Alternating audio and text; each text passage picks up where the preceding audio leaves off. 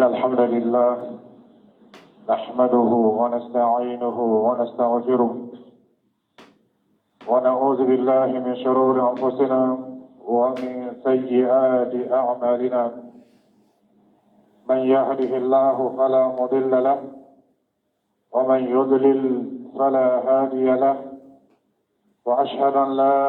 إله إلا الله وحده لا شريك له، وأشهد أن نبينا محمدا عبده ورسوله صلى الله عليه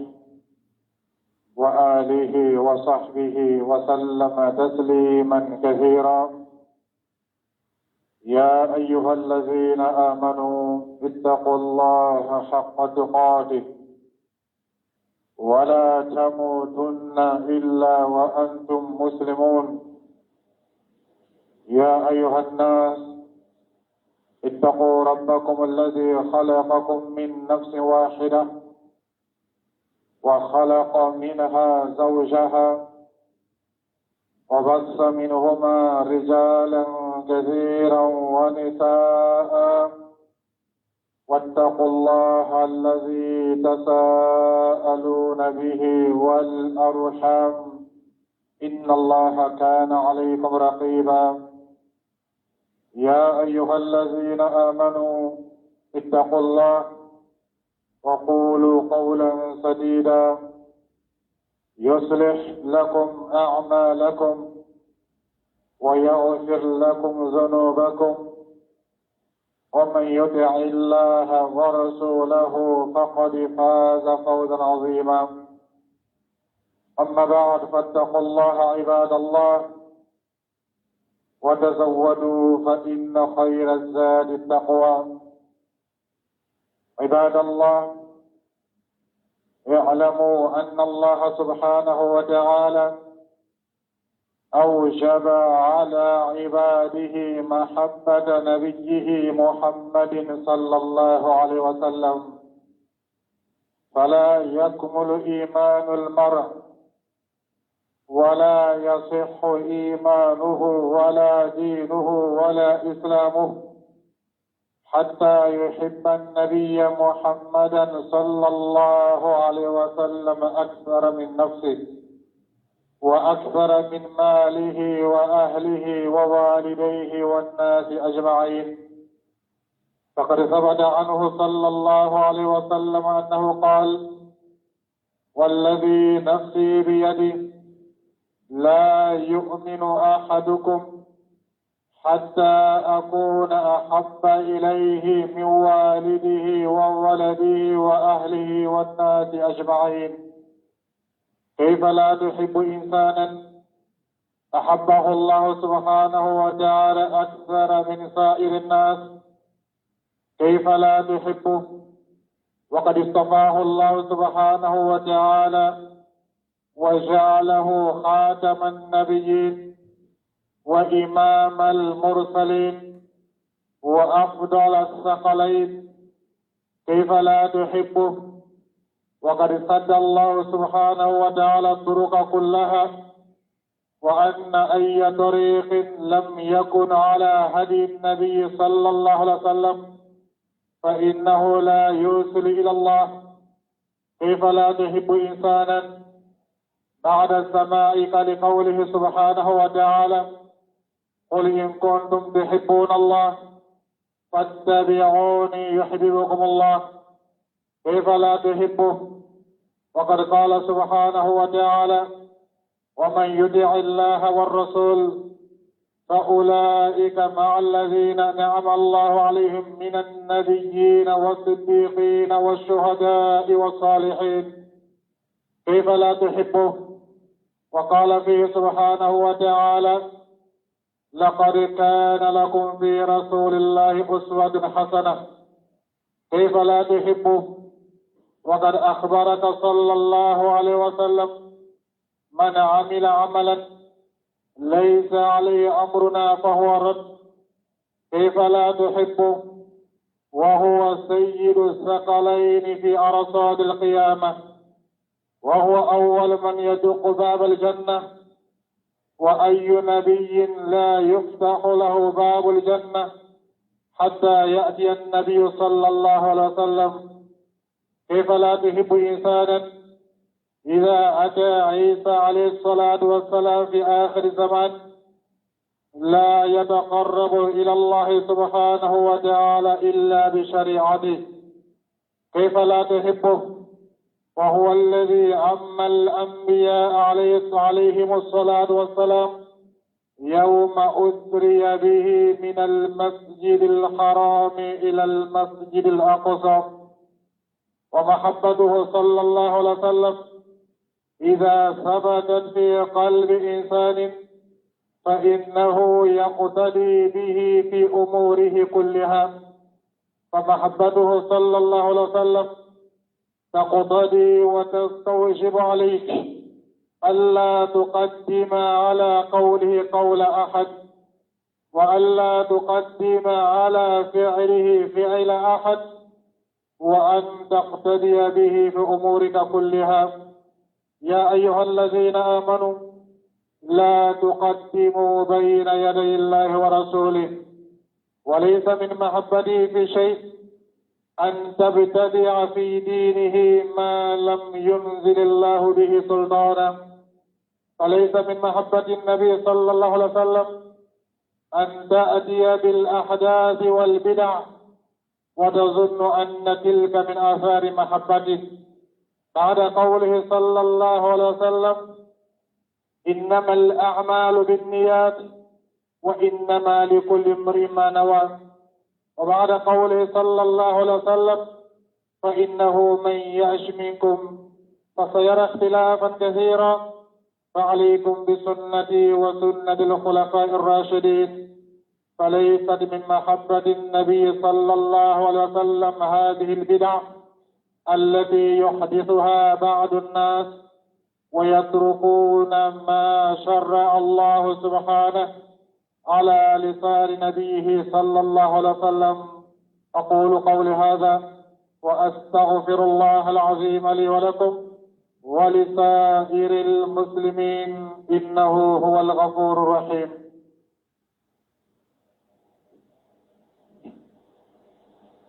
الحمد لله أمي الله تعالى ندوك كوي ملون كبركلا علمي هنا أنا كني جبلي بلي نشي أما نيويشي محمد صلى الله عليه وسلم. الله تعالى كتام فلو الله كجونلو الله تعالى كتام إنفوا كجبارين تو دنيا مما نعم الله تعالى كبويا كتم أدبارين توكا الله تعالى كالي كجيدو نيموي الله تعالى كالي كنبي نيمو نيموي الله تعالى كجيد محمد تقبلك صلى الله عليه وسلم تقبلك سلفيتي مولسي الله تعالى مجيد محمد ناني كفه ونقل محمد كسره صلى الله عليه وسلم. الله تعالى كجيا ويا مغوكا أنا كجيا ويا على جوكا كوي نينك بلي بلي نينكانو تمسر جميل أكادي الله تعالى الله تعالى ما موكانو كابو الله تعالى ما موبويا كابو الله تعالى ما مومسرويا أيرلا كابو الله تعالى ما مودرجا كجاني صلى الله عليه وسلم. إذا سونغا كانوا جوري كذا أسرو الله تعالى كني بكا كانوا ملبي بانشيدن كانوا كوما صلى الله عليه وسلم. الله تعالى كدينا دي أما علمي كسرك ملبي بانشيدن كانوا كوما صلى الله عليه وسلم. جدمي الناصر جدم براتم كلا أكواتلا وجدم براتم وجدم محمد صلى الله عليه وسلم. ملبي بالي جدم كانوا كوما صلى الله عليه وسلم. كذا سر الله تعالى كهير سنك أمانتويه الله تعالى كوبلا تمه أكادينا سرالكا الله تعالى كادينا لجري علينا كادينا دفني دي عليك كلمة كي سرك الله في موتوما وتقول مغو إذا كان كانوا كتبه يركونك ikakan ko kano kadi ikan nan foloka ikakan ko kano kadi diuka ikakan ko kano kadi wulubaka kire ko sallallahu alaihi wasallam ako ale kalinam mansala annibe mansami molonni oye ala wa ta'ala ako mo site ka mu'minu mo sitalli bana yakkenya mo site mu'minu ya daraja soro ala wa ta'ala yoro wa ita soro kire muhammadu kadidiye sallallahu alaihi wasallam katime ire konga akadiye katime iwolo ba aslaka akadiye katime icheni musoka akadiye katime itiruka akadiye katime idioka akadiye katime adamarin kelengele beta lodo chire sallallahu alaihi wasallam Umaru bolo dola atega kono Umaru ki kando chire ma sallallahu alaihi wasallam akon kalina Allah ta'ala la kone Umaru bilama adamarin kelengele do kolo ko ka min kadinen ni koye katebe bile chide ka sallallahu alaihi wasallam kuna kera nyere ba kuye chide ko Umar ma ko Umar kulli man yami nyirina ko masabati folode liman yami be mo na fa ala ta'ala ka Umar wali man yamma dafa folo kunye dia ile Umar ye katime be ka ina fo ika fo nyamima taban fana nye dia o ile Umar ye katime yere ni kunka وكمن قال عمر كوتشيري ما صلى الله عليه وسلم أقوي الشريعة فوق دم بنتي في من كديه كتير إليك الله كلام يرني كوي شيري كو عمر ما أقول سيسام كوني لمن يسبق له وجد سلامه شيري صلى الله عليه وسلم عليك كانوا يدينا دوي شيري تبويا موسي فنافقي Chiden te boya mogosi fo ala jugu chiden te boya mogoye mogo min bi ayere kalama Allah soro ibi yere tambe kata salama yama ni chide Muhammadu madiya iye sallallahu alaihi wasallam yere tambe kata naki uma igini yere tambe kata salama bere uma ole ko salama sahabo kani famiya ko sebe chiden diala oye sallallahu alaihi wasallam katima oyere kunga uko kan namfuluke useko tamayira la ka chiden kumabo toro ya ye sahaba kan namfulu soro o kadi oye katima toro ya ye chiden soro sallallahu alaihi wasallam toro ya ye sahaba ni kun soro o kadi oye katima toro ya ye chiden soro sallallahu alaihi wasallam toro ya ye sahaba diun soro toroya ye o muso soro toroya ye o che soro o kadi o ye katime toroya ye chiri Muhammadu soro sallallahu alaihi wasallam wala ko son Talha bin Ubaydillah sahaba bele min be nabi fama ko Talha bin Ubaydillah radiyallahu ta'ala an amalahu ta'ala dali alai nema shaman ni sahaba bele nunwe ko to uhudu keneka Subhana minan kelen nana pele ya kosebe kama soro chidon ko sahaba do ma ko yeto kuru sanfe ko kana ji kabo ikiu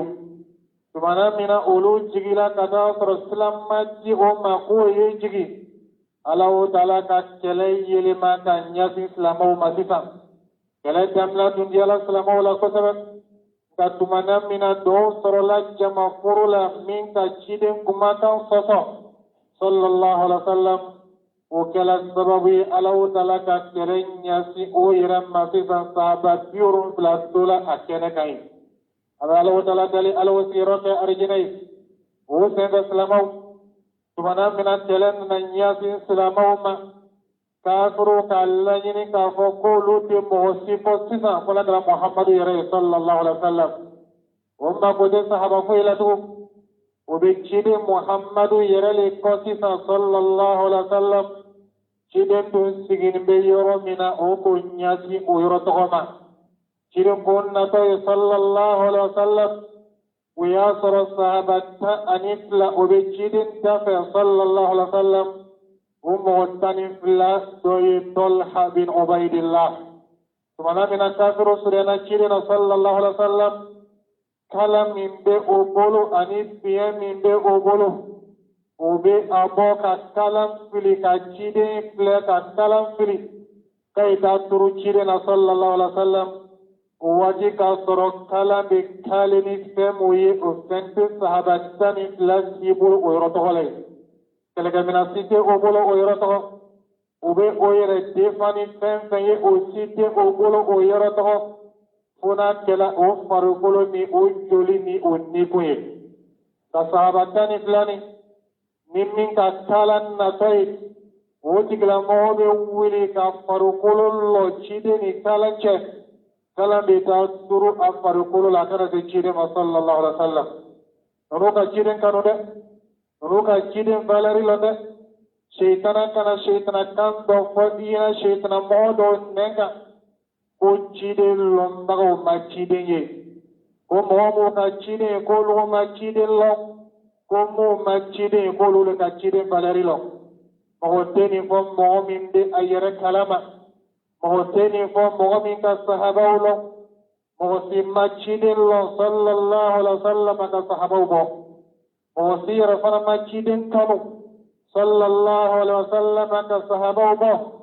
sahabaw ko kan nan fuluga ka cidina ka dina kuma bo sahabaw ko nigunga ka cidina ka dina kuma bo yala ile bi kan nan fuluga ka cidin ka dina denawa ile ni sahabaw be ka kirenya chogodi tubana mina kaburo be kalam filila chide ma sallallahu alaihi wasallam ya soro fensite obolo obe chide temeni femi funa tela afarukole abina disi lo kalam na tola kalam bina na fami fe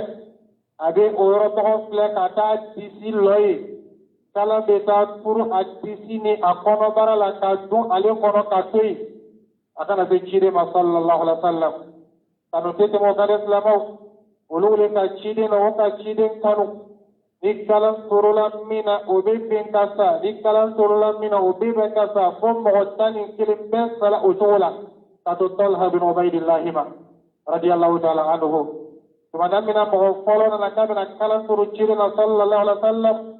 Talha kala mo folo kale be uli ka disi lo kala ni chide che kala kana sama kidon ko ma ke tu inola o gore be wuli filana go to la fotani kelini bebe na chire na akoro sallallahu alaihi wasallam difa'an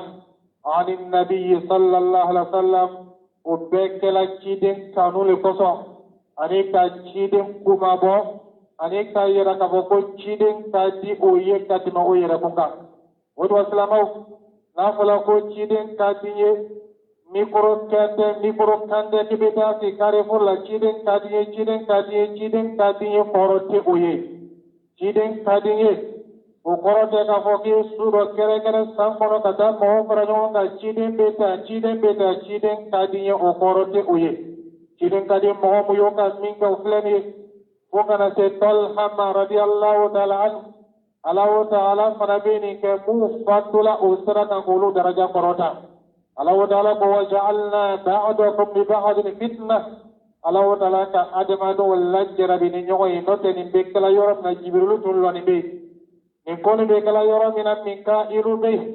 Allah ta'ala mallat ga kiyo ko toroya yidin ni soro o roto sallallahu alaihi wasallam ka min be ka ko sayanya Allah ta'ala ka sahaba lajjara bi ni oyi ko kana sim mo laba man ni oyi Talha ye وكلام منك تشيكا كلام فيلي Talha radiyallahu ta'ala anhu akabulu ke kakalan kali kalan segala tu abulu la Talha kasi tobe ke abulu ke fakanido.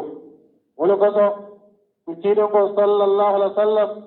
kuna diala mohami ye yinya lo shahidu fere dola mohami shahidu fere lo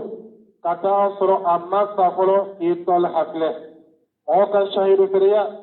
obilon tumana minani sala. Kalchidin ko kuni be ka shahidu do ye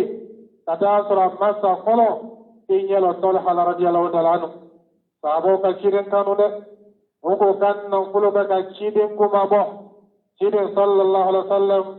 tumana mina kafuru willa anno fe maka ko tele ko ni tebe ni o mafa chidin sallallahu alaihi wasallam ata nyasi abakar siddiq lema kata kibarian nyafo ajina koni dugu talala ko bina dugu bla o bina bo maka ki nyasi madina ma Abakar ka ciden mai ga ko yala ko Allahu Ta'ala diona anye ken nyon fewa ni ciden mani Abakar yi ado fa o parla nyon ka ko bena ko ju ke ciden na sallallahu alaihi wasallam ciden mini to ka bo Makka kadam Madina Abakar ko ciden mai yala Allahu Ta'ala diona ko ni ye kendi ni tagama baraka mani nawa ciden bo ahonga Allahu Ta'ala diona uba Abakar ko kaliman ni sodia kumakan ta gongo ulung kumanya ni cire mandi mogomi udini kede nunu ko ni kunga ka cire ka dina dele nunu ko ni kunga ka cire ka dina korota nunu ko sigiro tui dina korota koso sahaba syamana na Madina maka kaulu Quraishu ulu ka jamanali maka ye Madina kaute ka dina kole ko lazim Madina ka maka tui Ado nana ko kan nangkul to Maka, ado nana ko kan su to ko Maka, ado nana ko kan dambe to ko Maka, ado tim nyamko bay Maka, ko bete dina korosi koso ani dina lata koso kadam Madina. Sahabaw radhiyallahu ta'ala anhum uludu ka ciden kanu kosabe, kanu ni fana Allahu ta'ala ko dia puya selamat kiling be kanile ko ni ko illi minana Allahu ta'ala ma yeji aka ciden ka sallallahu alaihi wasallam yeji aka ciden ka dina korota yeji aka fenka ciden ka Allah mina sallallahu alaihi wasallam tani ka dunia labas lama ufle o shama ba tisi ko ciden ka dine kada to jugu berbe ciden ka dina la kabo doba ko yere ba ko ciden ka di ali kada soro mote ciden ka dina majigila ka alebo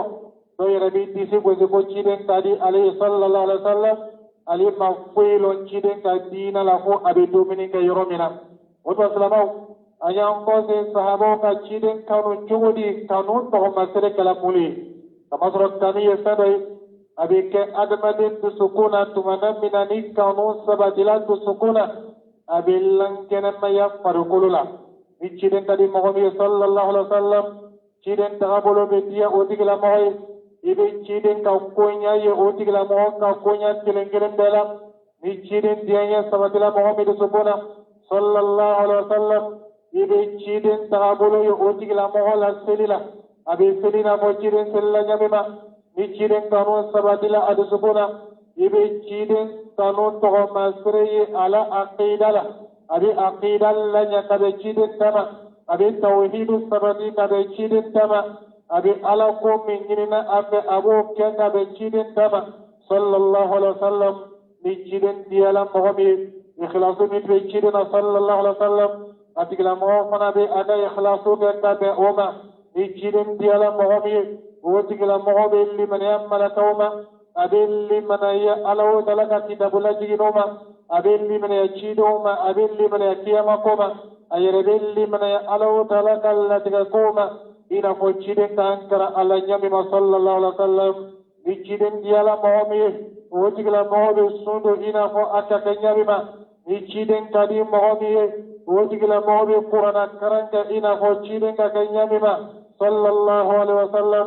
ni ciden kadi momi o tigla mobe zikro ka ina ko akaka nyami ma ni ciden kadi momi o tigla mobe nafla suni nafla sili ani nafla saraka boke ina fo ciden ka nyame ma sallallahu alaihi wasallam ni ciden diala momi wotigla moba ka suko yake ina fo ciden ka fo nyina nyame ma ni ciden diala momi wotigla mobi aka saraka boke ina fo ciden ka fo nyame ma ni ciden diala momi wotigla mola fo nyoko ani ala furusri ani ala demburi abake ka be ciden tama sallallahu alaihi wasallam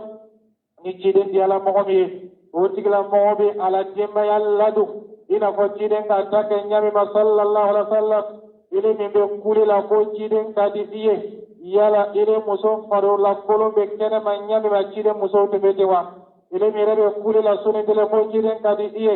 ile jemu be o ma ko de silila o ma ko de tauhidula o ma ko de ala kola yala ciden ka jawla ma o jawla wa sallallahu alaihi wasallam ile min be kuli la suni tele ko ciden ka di iye ciden nana amma nilloni miye ni oye qur'anai yala ile reka sura jurile durusini qur'anani kono ile mi ba fale rama ko ciden kadiye sallallahu alaihi wasallam yala ile yere la ki madu mogodo lawa mogomi be chiden ga konya kalama sallallahu alaihi wasallam tayi kara chiden ga silji ta cholawa yalo ka bogo sahabo ma chiden ka no famia o chola sahabo ka famiyale koli chiden diala mogomi ye tugu chiden ko aka konya kelengene bela ule ko Abdullah ibn Umar radiyallahu ta'ala an nanga sahaba chiden to ko amu ke misalu le no te abetu be chene Abdullah ibn Umar radiyallahu ta'ala an ni alitun dalai hijji ka yorola tumada minani hijji do bola muzno bola arafa keneka ko be tagasi muzdalifa chiden bola arafa keneka kabe da muzdalifa ka da sulla temai chiden ta to la nyana ta ka foro sallallahu alaihi wasallam akbarla kerefe ka daga nyana Abdullah ibn Umar radiyallahu ta'ala anhu aliki janto o yoroto hola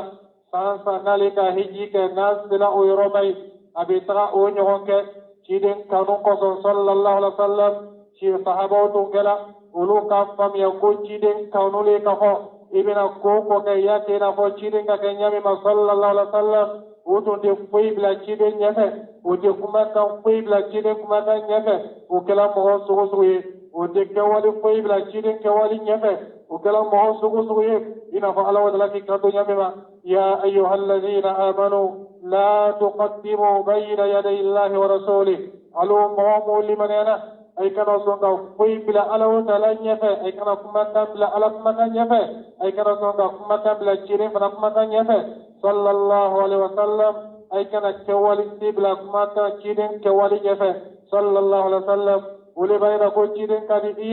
اي تشيرين كادي مهمي وتيغلا مهمي اجول لانيا انا فو تشيرين جوتو كان صلى الله عليه وسلم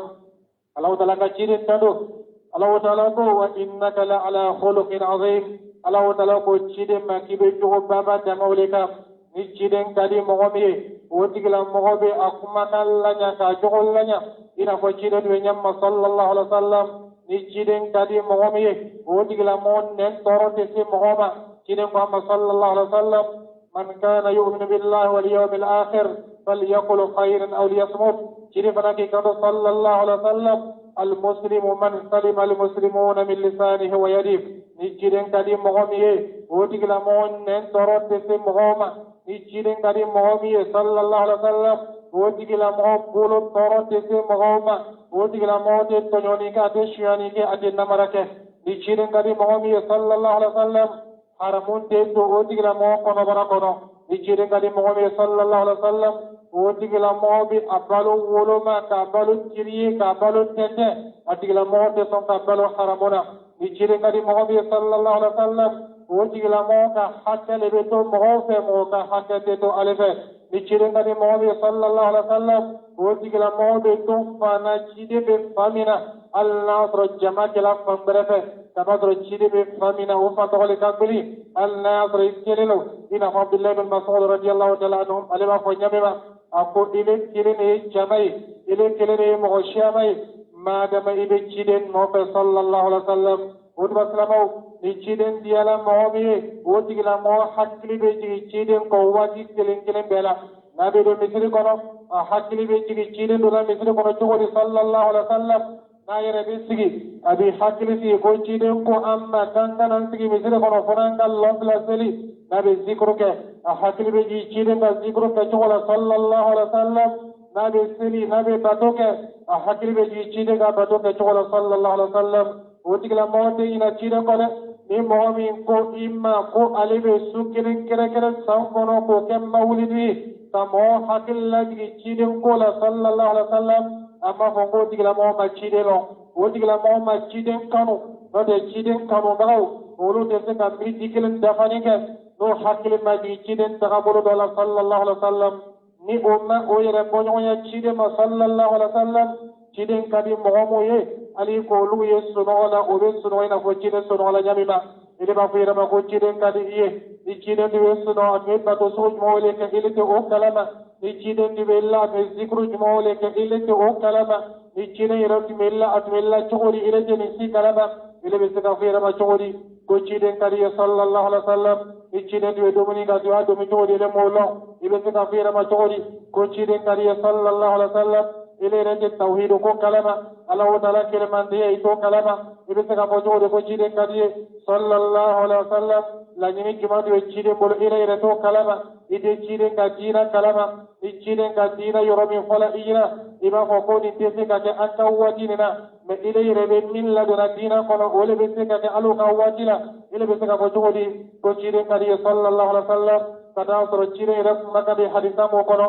ire tese ka kara den di ibolo mi bakara imi den sibla ciden ka dina nyanyini na ile be se ka fo cogo di ko ciden ka diye sallallahu alaihi wasallam ile ni muso ni dimu be farani nyoka alu de se ka qur'an la kakara ciden nana mani guloni mi ile be se ka fo cogo di ko ciden ka diye sallallahu alaihi wasallam ciden nana amani hadisa mu ye na fala ke kitabu sabannani to ko olaitina se ka fo alna doyira sela ka fo itna se ka foi kara ala ile be te kisi go ci chogodi ko ciden ka diye sallallahu alaihi wasallam ciden ti be kami fo ni ala wa tala ko ka to kere ka qur'an la ji ko ka to ala ni oye arabu kai mo de ile ka famin kono min be se ka fraji telefo o ka to ala ile be se ka fo chogodi ko ciden ka diye sallallahu alaihi wasallam kada soro ile ke foi kala ma ciden ka dinala o do sallallahu ayallo ka fo ni shaytana kan namra ni marasali ki nengene ki bla yoro dola kata to ito yoro to gola shaytana le ba fo mo do ina ko ciden dianyele ka fo ye ciden bla ala plasila mo do ka ciden dianya famia o to gola olugo fe ni ma ciden ni ala wo taala la kanya ciden mandi ilay o bi ciden mangodo na ala wo taala takanta mangodo mina sallallahu alaihi wasallam o bi ciden bla yoro mi ala yere plasiye ulu be ciden kanu le ye o ye sallallahu alaihi wasallam kata soro ciden femi ka go ciden ka be fembe ka o ye ka do fara ala wo taala ka ciden be son togodi ile ye ale fara ala wo taala ka shaytana ka tolonge mogodo wala ole ka fona fola ciden kanu ye nani kan qura do ye ciden ka dina kono sahabo man minke ile min gijan be maulidu kuma ko maulidu le bayra ko ciden ka diye sallallahu alaihi wasallam momu ni olu ka ciden kanu ni nambarati ala o ye sahaba we momu ka ciden kanu ni siga ko ite ala o ye sahaba we ga sahaba kilma soro min ka famiya ka ko ciden kanu do ko ka maulidu ke usende sahabo ka fami famiya dina la ni ala diana o ma mole ko be ile para te dion fe ala diana mima ala tali aka dinai adiala inyami ma ka bladi mu fana ka ke o ke tola olu diala ala o dalai niya soro ciden kanu die fende fo kadi alai sahabo de mina ko ile ni akerila ka damina sahaba damina ma o ka dasi allaba ma sahaba sima famiya ka fo ko ciden kanu do sallallahu alaihi wasallam ka maulidu ko nyake kuma ni ciden yerema sallallahu alaihi wasallam sahabo madina fui den ciden bangelila an ka dina yoro fui ti ka damina fo allaba dina yoro fui den ciden bangelila sallallahu alaihi wasallam dina den be ciden cilalo mina ka ciden dina ko damina na ulo togore lumina aya diga ciden ka iqra bismi rabbikal ladhi khalaq wa aya diginin ko be ka damina ulo kada se ciden fatuluma sallallahu alaihi wasallam dina jigila o blale ni nyoke ko mu kala o blale nyoke o lo blale nyoke o re dina fara dafala o blale nyoke lum fola mina aya digila ciden ka ويامر جيرين دي سلاسة بين أنما وكذا جيرين فاتولما صلى الله عليه وسلم ويامر جيرين دي سلاسة بيور أنيسان سبما ولوم بلان نيونجي على كدينا جيلا أو بلان نيونجي تاكونكو أوني دينا تي وفنا كوفي دينا تي إبه دينا تايا تاني بلان نيونجي يجي نغاليك اقرأ باسم ربك الذي خلق الإنسان من علق اقرأ وربك الأكرم الذي علم بالقلم علم الإنسان ما لم يعلم دون بغو مين نقول آيان جيغلا لنجما يحكرتو قولو طولا يبان كرمو مين نقول جيدن فاتولا لنجما صلى الله عليه وسلم يحكرتو قولو طولا كم من كلا أفلان نيونجة ولي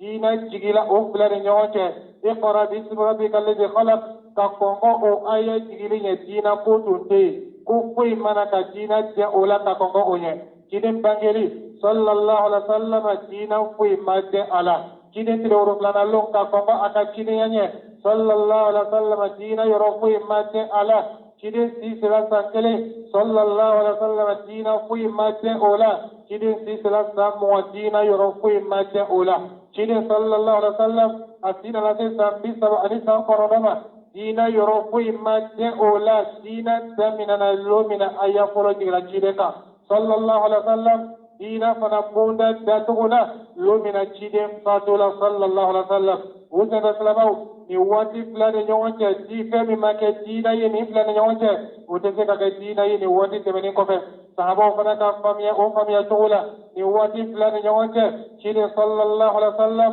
a ma lon dɔ yira mɔgɔw la k'a fɔ k'a ye nin kɛ mawulidi lon ye a ye nin kɛ fɛti lon ye min ni selideri ni seliba tɛ kelen ye sahabaw fana ma faamuya o faamuya cogo la sahabaw ciden to ka di olu ye ka tɛmɛ ile ka nafolo b'i pɔsi la i pɛrɛnin tɛ ka don ala ko la ile bɛ se ka fɔ cogo di ko ciden ka di ye ile min yɛrɛ jijɛn bɛ mawulidi ko ma ko mɔgɔw ta de bɛ donna ile la ile ta bɛ donna mɔgɔ la wa ile bɛ se ka fɔ cogo di ko ciden ka di ye ciden ka di mɔgɔ mun ye olu ka nafolo donna ala ko la ciden ka di mɔgɔ mun ye olu ni ko donna ala ko la ile min bɛ ale mawulidi organiser la est ce que ile ta de donna ala wa ko mɔgɔw de ta bɛ donna ala ka di ile ma ile bɛ se ka fɔ cogo di ko ciden ka di ile ye sallallahu alaihi wa sallam ile min yɛrɛ fana bɛ taala nafolo di o mawulidi kɛnɛ kan ye ngile fana bɛ taala kile ko baraka yiri ka sɔrɔ fɛnw la kama sɔrɔ o le fɔla i ɲɛnaw ko ni ka wari min di o lotɔgɔ ko baraka bɛ don o nafolo tɔgɔ la ile fana tɛ wari dila ciden ka diinɛ dɛmɛ kama dɛ ile b'a dila le wari tɔ min bɛ bolo baraka ye don olu la ile b'a kɛla le bɛ pilasi minɛ pilasi ye sabati i bolo yala ciden ka diinɛ dɛmɛ ko le bɛ o ye wa i bɛ taa wari min di mawulidi kɛnɛ kan ye i bɛ selila misiri min na n'a y'a sɔrɔ i bɛ selila misiri la yala o misiri mako tɛ dɛmɛ dɔ la wa munna i ma ciden ka diinɛ dɛmɛ k'o misiri tɔgɔ la lɔ i yɛrɛ bɔla village min na o village mako tɛ misiri ɲɛnama dɔ la wa munna i ma ciden ka diinɛ dɛmɛ ni misiri la ye o yɔrɔ tɔgɔ la ile bɔla dugu min na yala o ka tawhidu faamuya wa yala o ka sunna faamuya wa munna i ma diinɛ mɔgɔ karamɔgɔ dɔ ta min ka diinɛ faamuya ka taa lasigi o yɔrɔ la ye a ye dugu mɔgɔ kɛra diinɛ la k'o kɛra tawhidu la i ka nafolo tɛ don o la mɔgɔ min bɛ a mawulidi organiser la a tigilamɔgɔ pɛrɛnte k'a ka nafolo don a la mɔgɔ min yɛrɛ fana b'a ka nafolo don a la ale yɛrɛ fana t'a kɛla diinɛ kɔrɔta kɔsɔn dɛ ale b'a kɛla a ka doniya kɔrɔta le kɔsɔn o bɛ se ka kɛ ciden ka bɛ cogo di sallallahu alaihi wa sallam o tuma silamɛw an ka diinɛ ka sanu ka bɔ nin kuma suguya ninnu ma an ka diinɛ gbɛnni lo diinɛ ye ala ka fɛn de adamadenw ka fɛn tɛ diinɛ ye fɛn ye a gbɛnni lo diinɛ ye fɛn ye a lankɛnɛmɛyani lo diinɛ ye fɛn ye a ka sanu diinɛ ye fɛn ye a ka di diinɛ ye fɛn ye a ka dimi diinɛ ye fɛn ye a kasa ka di ni ka juguman min ye ala o ye mɔgɔw ka fɛn ladonni ye ala n'o tɛ ala ka diinɛ to o ye a ye tuubi ka da ala o talama silamɛw a ye diinɛ faamuya a faamuya cogo la a ye diinɛ ta a tacogo la an ye ala o tala bato i n'a fɔ ala b'a fɛ ɲami ma i kana ala bato i n'a fɔ ile b'a fɛ ɲami ma ala b'a fɛ ɲami ma i ye jija o ye kɛ i diyɛnata ye i ye ala bato o bato cogo la i kana tugu kulekɛla bɛɛ kɔ yalo k'a fɔ ko mɔgɔ kunnanbo ka siya ni mɔgɔ kunnandi ye ciden ka yira sallallahu alaihi wa sallam ni kiyamalo sera mɔgɔ kɛmɛ mɔgɔ kelen ye mɔgɔ kunnandi ye a to mɔgɔ 99 o bɛɛ ye mɔgɔ kunnanbo o le kosɔn salafu b'a fɔ i ɲɛna i kana kabakoya mɔgɔ ma k'a filila i kana kabakoya mɔgɔ ma k'a ka bidaa kɛ i kana kabakoya mawulidu kɛlɛ ka mawulidu kɛli ma i kana kabakoya bidaa kɛlɛ ka bidaa kɛli ma nka i kabakoya mɔgɔ ma ala o tala ka mɔgɔ min kisi ka bɔ bidaa kɛli ma bidaa mɔgɔw cɛ ma i kabakoya mɔgɔ ma ala ka mɔgɔ min kisi ka bɔ filankafoya kɛli ma filankafow cɛ ma i kabakoya mɔgɔ ma ala ka mɔgɔ min kisi ka bɔ mawulidu kɛli ma mawulidu kɛlaw cɛ ma a kana fɔ ko mawulidi kɛla ka ca dɛ i kana fɔ ko bidaa mɔgɔ ka ca dɛ i kana fɔ ko kafiru ka ca i kana fɔ ko filankafow ka ca ka maa sɔrɔ arijinɛ kɔnɔ den ka dɔgɔ kosɛbɛ ka tɛmɛ jahanamaden kan an b'ala o tala deli ala fara arijinɛ kɔnɔdenw kan an b'ala o tala deli ala diinɛ faamuya ko ɲuman d'a ma a ye diinɛ faamuya a faamuya cogo la a y'a ta a ta cogo la a ye fana y'a lase mɔgɔw ma lase cogo ɲuman na ala o tala ko qu anfusakum wa ahlikum naara alu mɔgɔ m'u limaniyala a ye a yɛrɛ kun kisi jahanama ma ay la dimaya fana kisi jahanama ma ay diina la do sokoro ay mo kara diina la ay dimaya la korosi kullukum ra'in wa kullukum mas'ulun ra'iyati ika mo la famia ala ni chokro bakiri bulo mi madina famia ifajani bamso no madina famia ferebe ko diina famia to nyumana ni beno ko felai bulo madina famia tene muso bi bulo madina famia imam ika masriya mo bi badima bi o madina famia allah taala hinana ila ika famia yefres sugu beka ya famia afamia tola allah taala ba fe jamima ala mako be diina lila ala ka diina min lajigi na min diala ile tadasur ala mo lajigi allah taala mako te ola o se baslamo ay tubi kada allah taala ba توبي بودا دايلنيلو وتوبوا إلى الله جميعا أيها المؤمنون لعلكم تفلحون ألا وتعالى ألو مؤمنون أبيت توبي كذا ألا وتعالى توبي بودا دايلنيلو ربنا آتنا في الدنيا حسنة وفي الآخرة حسنة وقنا عذاب النار ربنا لا تؤاخذنا إن نسينا واخطأنا ربنا ولا تحمل علينا إسرا كما حملته على الذين من قبلنا ربنا ولا تحملنا ما لا طاقة لنا به واعف عنا واغفر لنا وارحمنا أنت مولانا فانصرنا على القوم الكافرين إيكا جيناك أكتو جمانا إيكا جيناك على قصر إيكا جيناك نبول تيجي إنا فتوبة ويرد نبيك تسنما ويرد كسنا مغي مغي يقرأ نم مولدو واتي سلا وبتاع ولا فيلا وبتاع تقوم مولدو كلاون يتلقى ولا ما تلقى خير مولا كم تاسو أن مولدو كلا بتاع نيون سرو بتاع مولدو كه لكن كاتينا كمو قصده وإن في أتقبل دولي وإذا لقوا الذين آمنوا قالوا آمنا وإذا خلوا إلى شياطينهم قالوا إنا معكم لكن كاتينا كده نافق لباكته ni oni mogonimo be ñogo to boy reka mogonimay do tala fambere to woto reka mogoyi ili ba fuyere ma ko suna mo ili ba fuyere ma ko suna limamo ni mawlidu sila ili be wuri ki la village segere ibi sara ibade ma suna mo la ko be tambane ma chofu wal be madam fajja ko mane ma ji fajja ko wadi si fo ni wadini mone madam foli ga do mo ko wadi sila fo ni wadini nga wudben kamalo ka fo ko be da ñoo so ni kolina kadugo ko bila dina ko nyefe ta kabila ko bila dina ko nyefe ta bida bila sunna nyefe na ko segina abaye daga sunna moy ta masro abi domini grani sunali do domini tigala mallo min abi sunna da bila uludo allahumma salli ala muhammad wa ala muhammad kama sallaita ala ibrahim wa ala ibrahim allahumma barik ala muhammad wa ala muhammad kama barakta ala ibrahim wa ala ibrahim innaka hamidum majid jawda bu kallenga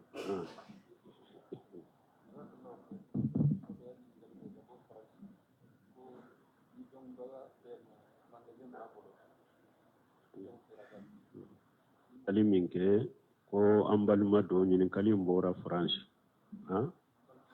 ambaluma muso do de do France ko ako ni i dombaga do be ko marasinde do abe jago de ke mi aka bitigi fembe be fera kono mina halala lama be abe dolo fana fere ni emma ko be jurula abe daga kata juru taw bolowa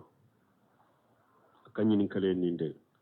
doni ko ko ni mogo min na kan nafolo ñagambilende do halala babolo haramu babolo eto haramu ni halala imbo ñogona adagara e kata nafolo tale bolo ube adagare kata juru tale bolo ni halala siray ebi kan nafolo min tabolo be juru min tabolo ebe juru in tabolo ni halala sirade ni mogo min kan nafolo ñagambilendo halala bala haramu bala e ba duni halala siray ni tu ta ka bo ñogona e ba duni halala siray donc nin cogola basi tala ale kata juruta nin bolo basi tola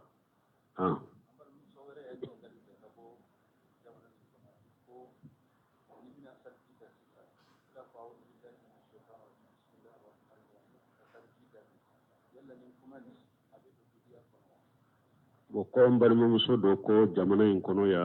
ni ba fe ka salli jita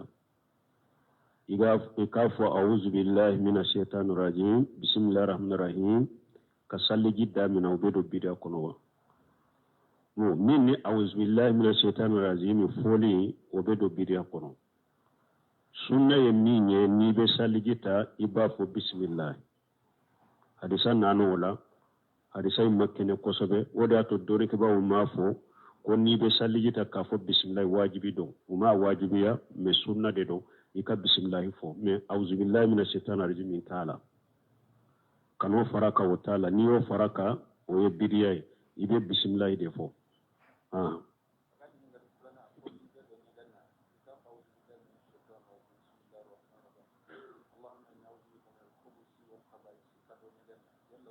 bo koni be do nyega na ka fa auzu billahi minash shaitanir rajim bismillah allahumma inna a'udhu bika minal khubuthi wal khaba'isi o be chogodi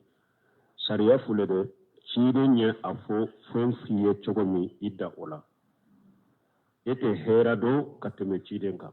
cide nye min fo ka da yoro mi da o yoro la wa amantu bi kitabika alladhi anjalta bi rasulika وبالنبيك الذي أرسلت شيرين ينفو دوye konna bedda ka do yufo